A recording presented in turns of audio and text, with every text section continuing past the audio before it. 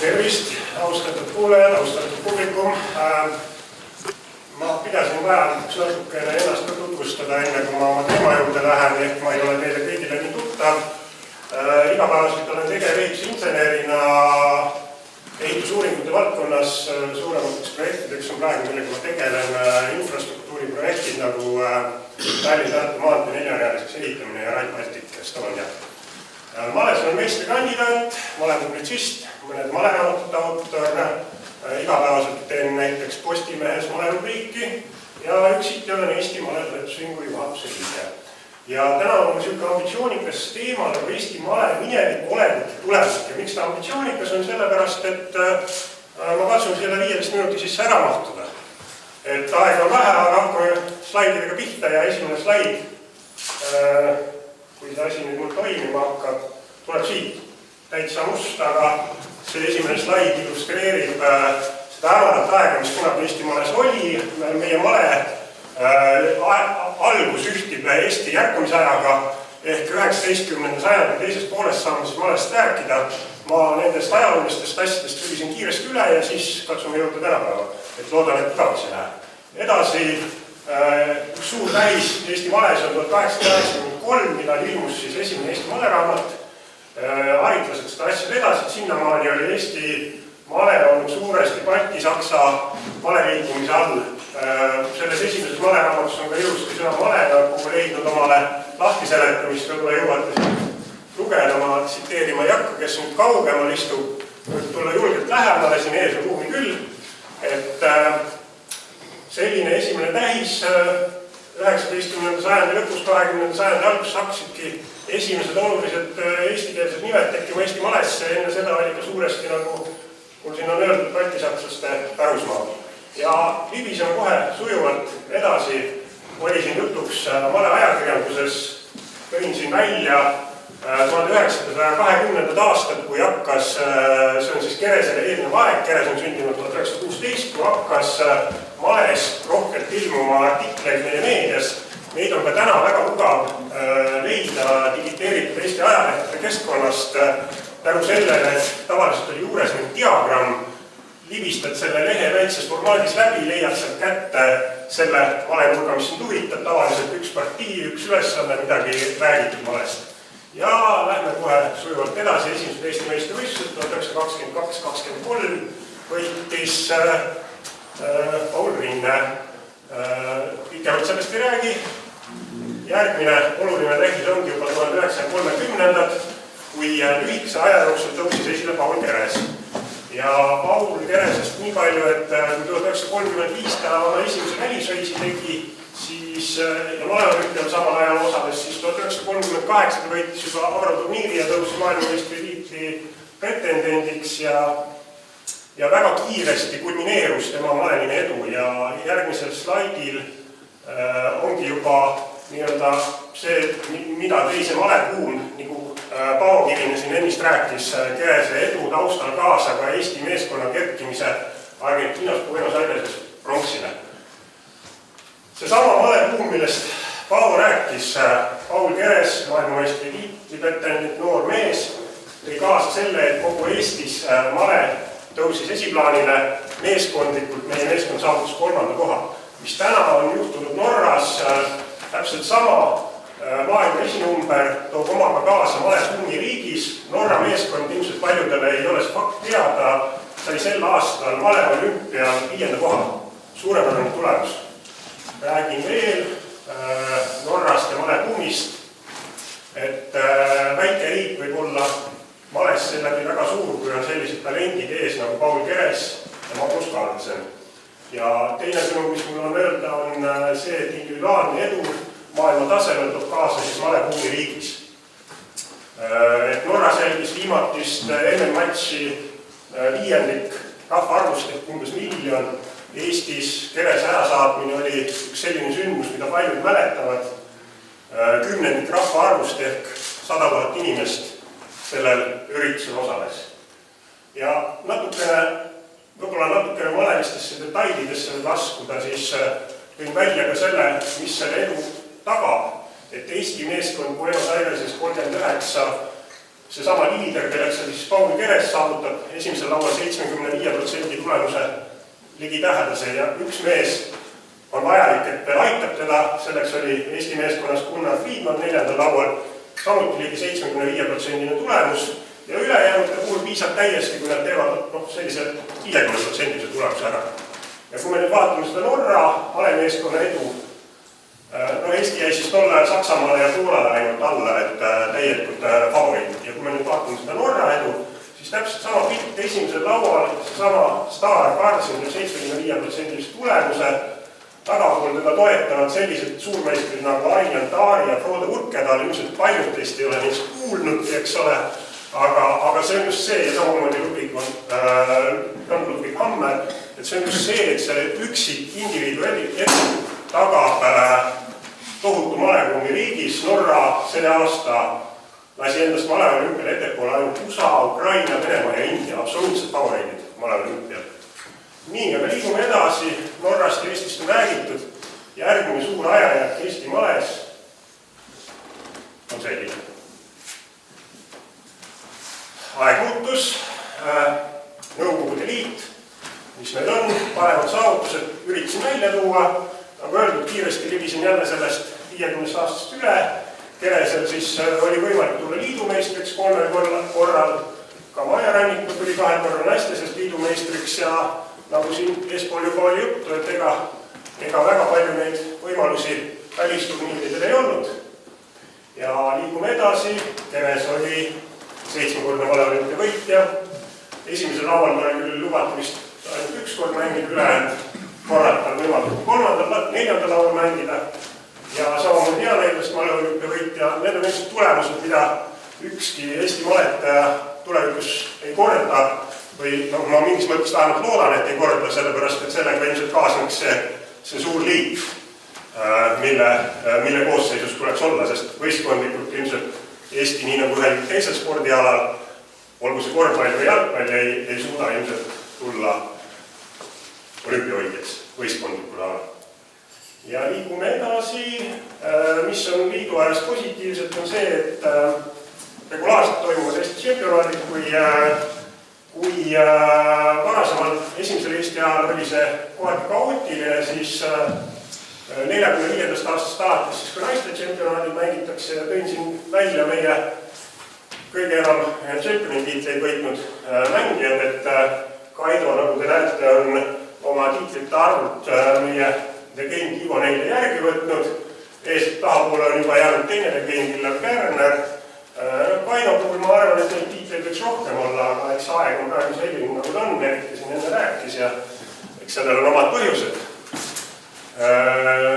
Naiste osas Fumina jõudis Majaga samale tasemele. Maja Ranniku ja Tatjana Fumina siis mõlemad 10 tiitlit. Ma millegipärast arvan, et Tatjana tegi seda teadlikult, sest on ju Maja tema üks eeskujusid ja võib-olla ta teadlikult nagu jäi selle 10 peale pidama. Aga võib-olla ma eksin. Ja siis aasta 75 räägitakse, et Eesti males on 2 ajajärku, Keresega ja Kereseta. Viimane Õhtulehtest kirjutas Fominaas küll sellises kontekstis, et Eestis on 2 ajajärku enne Kerest ja pärast Kerest. See kindlasti mõte oli see, mis minulgi siin on, et Keresega ja Kereseta, sest enne Kerest, nagu ma teile näitasin, väga palju Eesti malesid toimunudki. Ja see oleks üksiti selle ploki viimane slaid, sest eks te seda Nõukogude Liidu viljastavat aega mälestate kõik minust kindlasti paremini, sest saal on selline koosseis, et kindlasti olete kauem elanud minust selles ajas ja eks mul on omad natukene kurvad ja valusad mälestused selle liidu ajaga, et mul oli õnnetus selline, et ma sain olla ainult oktoobrilaps, et pioneeriks mind enam ei võetud. Et kuna ma olen sündinud 1980, siis võimaldati mul kahjuks ainult oktoobrilapseks saada. Ja teine kurb mälestus, mis mul on omast ajast nagu meeles selle Eesti Vabariigi tärkamisega, on see, et kui toimus Molotov-Ribbentropi 50. aastapäeva ajal 1989 Balti kett, siis minu vanemad sellel küll osalesid, aga mina olin veel nii väike, et mina parandasin poistega jalgrattaketti tol päeval. see on mul hästi meeles, et sellepärast mul vist ei ole kohane täna siin liidu ajast väga rääkida ja libiseme edasi. Nagu kirjas Keresega ja Kereseta, Kerese aeg oli males kahtlemata väga hea aeg ja jõuame olevikku. Illustreerisin siin veidi seda, et on Haljavaki päev. Ja miks ma seda nii arvan? Olen mõelnud päris palju sellele, et kui palju on Eestis maletajaid. Olen teinud ise mõned maleraamatut, anname siin välja seda sama maleajalit, Eesti maleelu ja sageli mõtlen sellele, et kui palju on maletajaid, ehk kui suur on see turg, kellele me seda asja teeme või oma toodet nii-öelda pakume. Ja üritasin otsida ajaloost, et esimeses Male Eestis oli välja toodud selline number saatesõnas nagu, et Eestis on koondunud käitiste, asutuste, koolide, kehakultuuri, kollektiivide, sektsioonidesse üle 26 000 maletajaid, kellest rõhuv ja enamik on järgusportlased. Nagu te näete, räägitakse 10 000 maletajatest.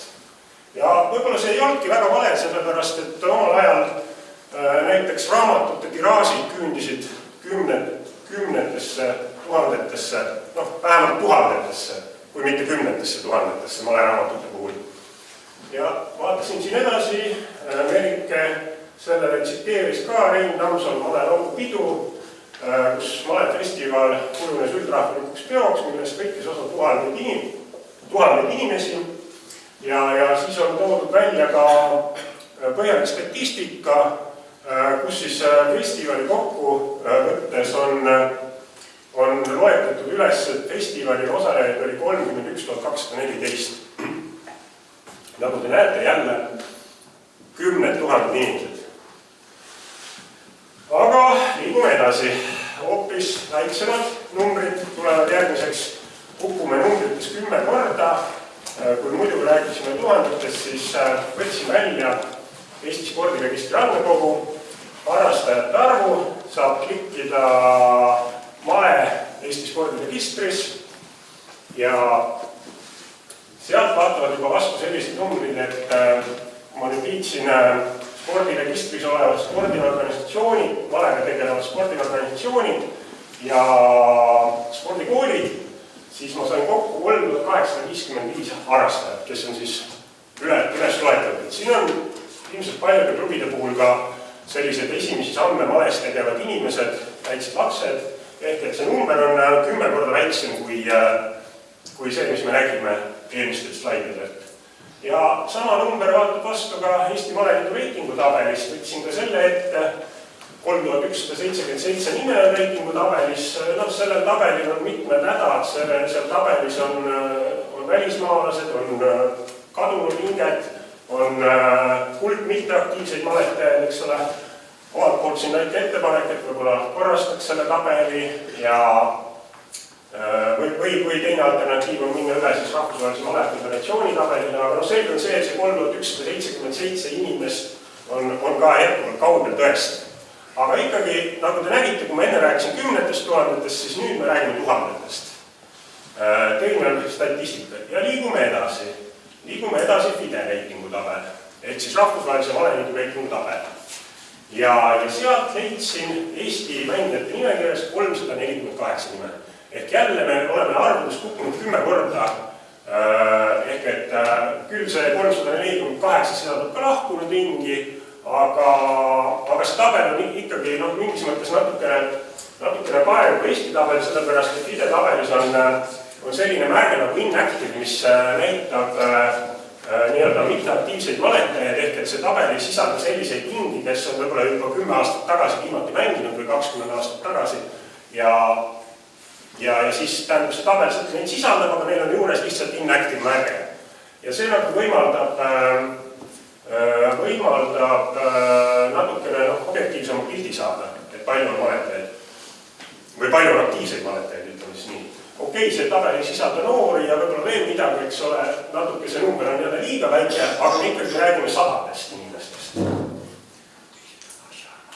Nii, mõtlesin, oleme teinud Eesti maletoetusega ühinguga Eestis maleturniiride sarja 5 aastat 2011 kuni 2015. ja võistlussarja raames oli iga aasta kuskil 19 kuni 28 valeturniiri, oli mängijate tabel põhjalik ja siin on 5 aasta statistika, siin ei ole nagu juhuslikud numbrid, vaid 5 aasta statistika, ehk et kui palju siis selles sarjas aasta jooksul kingi osales üksikmängijaid, ehk et mõni mängis mitu turniiri, aga palju erinevaid inimesi osales.